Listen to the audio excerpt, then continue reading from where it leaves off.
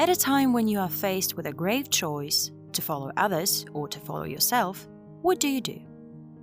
You know what you want, you know your goal, but you also know about the price of going alone.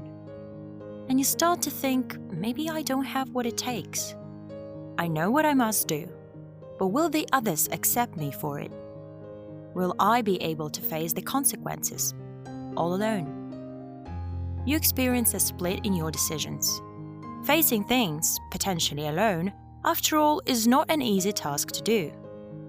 But what if that is exactly what needs to be done? Out of all the great thinkers who have thought endlessly of this dilemma, Friedrich Wilhelm Nietzsche might be able to help you out the most here. There is simply no price too high for owning yourself. Let's indulge in a known story. Once upon a time, in a land far away, there existed two warring tribes, Tribe A and Tribe B. However, Tribe A always ended up looting Tribe B. The reason for that was a large giant they had on their side. He used to wear thick armor and carried the heaviest sword.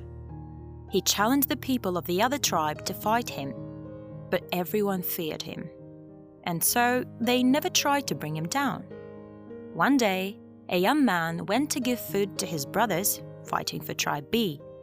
There, he heard the loud giant's open challenge to everyone around, a challenge to fight him. He asked his brothers why no one would do so. After all, if they brought him down, there would be no more problems, right? The brothers scoffed at him and told him to attend to the sheep he was shepherding. He questioned the other soldiers of his tribe about it. "Why is no one defending our tribe and land?" he asked. They didn't pay much attention to his question. But the young man knew what he had to do. He had faith in himself, and he was confident of his ability to overthrow the giant. Their king, much impressed by the young man's faith, summoned him. The young lad impressed him with his confidence, and so the king gave his armor before going to battle. But the armor was too big. So he decided to take it off and brought 5 stones along with a sling as his weapon of choice. And so, the young man with his scant weapons and no armor went in battle to face the huge giant who had been terrorizing his homeland. Seeing the small figure approaching him, the giant laughed. How could such a small person win against him? He was, after all, the giant who had struck fear in every man's heart. How could this boy challenge him? But the young man stood his ground. He ran at the giant. He pulled out his sling, rested the pebble on the band, pulled at it, and aimed for the giant's head, all while the giant was scoffing at him. Wham! The giant struck the ground with a resounding thud. The stone slingshot by the small human had hit him right in the middle of his forehead. He lay there, motionless for all to see, with a small figure standing on his body. Everyone in Tribe B cheered. They chased off the other, now fearful tribe, and finally established peace. Not only had the young man triumphed over the giant, he had done so without armor, sword, or army. Not only had he won the battle, he had ended the war for his brethren, simply because he was brave enough to stand alone. Most of you have heard this story under the name of David and Goliath. David, the young man, stood up for the fearsome giant Goliath alone and undefended. And yet, he won. The truth of the matter is that this is not just a fictional story, at least not in principle or meaning. Nietzsche claims, the individual has always to struggle to keep from being overwhelmed by the tribe. He claims that no matter how much society has always wanted its constituents to conform, the individual will always look for ways to stand out.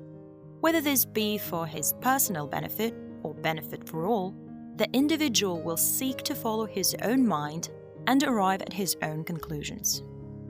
That is the way in which he can make some sense of himself and his own life.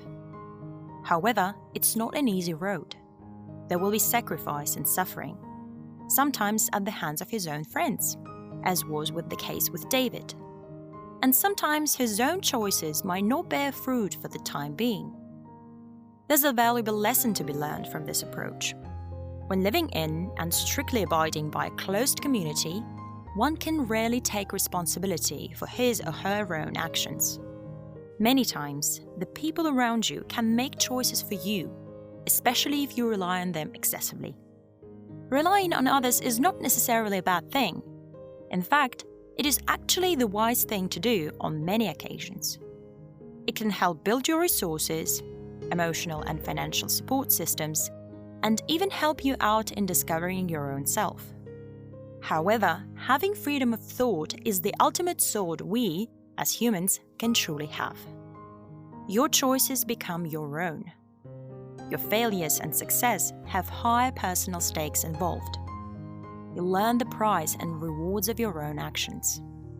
And most importantly, you learn that your choices matter for you the most. You matter. While it is not an easy road, it could be an essential one. To quote Nietzsche's own words again, the individual has always had to struggle to keep from being overwhelmed by the tribe. If you try it, you will be lonely often, and sometimes frightened. But no price is too high to pay for the privilege of owning yourself.